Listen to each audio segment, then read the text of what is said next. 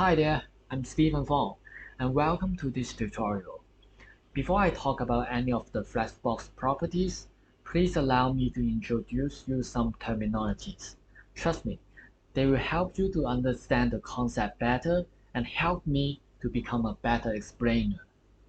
For every Flex container, we have so-called the main axis and the cross axis.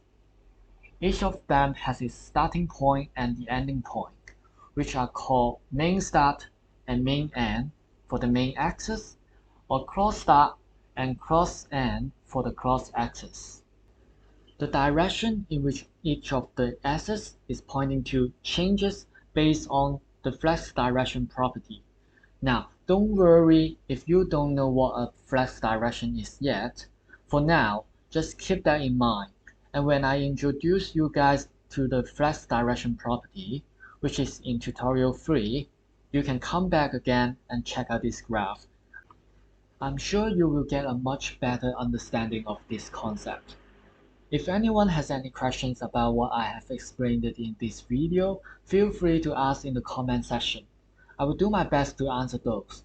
And if you like this video and would like to support that, the easiest way is to like this video or follow my channel, and share this video to anyone who might find it useful.